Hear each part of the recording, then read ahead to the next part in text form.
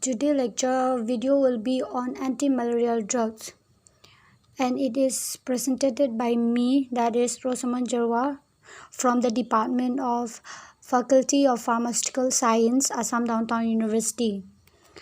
Let's see the definitions of anti-malarial. First, I'm going to explain about what do you mean by malaria. Malaria is caused by infection with a single cell parasite Plasmodium.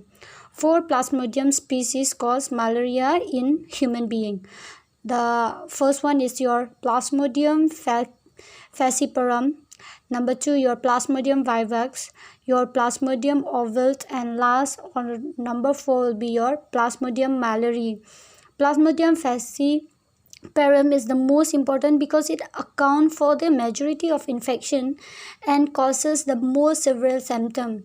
Like malaria, remain one of the leading cause of morbidity and mortality in the tropics. According to the World Malaria Report, that is in the year 2011, there were around 106 malaria endemic country in 2010. As you can see that in the year 2010, around 216 million cases of malaria has been found. 81% of this were in the WHO African regions. Now, these anti-malaria drugs, they are those drugs which are used in 3 different ways: prophylaxis, treatment of falciparum malaria, and treatment of non-falciparum malaria. Prophylactic anti-malaria, what does that mean and where it is used? It is used almost exclusively by travelers from developed countries who are visiting malaria endemic countries. Treatment protocol for falciparum malaria vary dependent on the severity of the disease.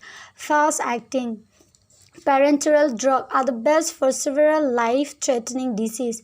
In addition, these treatment protocols for the resistant profile for strain in particular region, non-falciparum malaria, in contrast rarely are drug resistant. In addition to this, we can see that the Plasmodium vivax and Plasmodium ovale have dormant liver stage that can cause relapses months to years after an infection is cleared. So they need to be treated with an additional agent that can clear this stage. Now the anti-malarials in common use come from following classes of a compound, like the quinolines.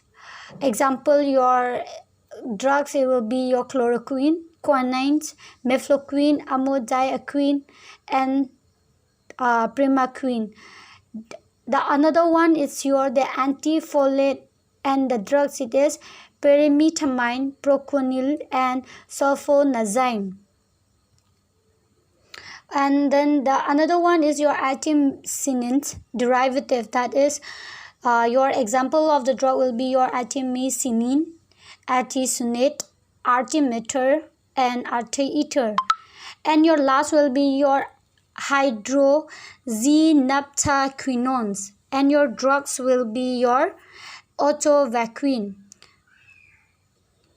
These are all about the introductions for malaria and anti-malaria drugs, and in the next video you are going to listen about the chloroquine and little bit about the mechanism of all those drugs which I'm going to explain, and each details of this compound or the drugs which are going to be explained by me, like the mechanism of action of quinine and also mefloquine and halofatrin, their mode of actions, and also some of the status of resistance.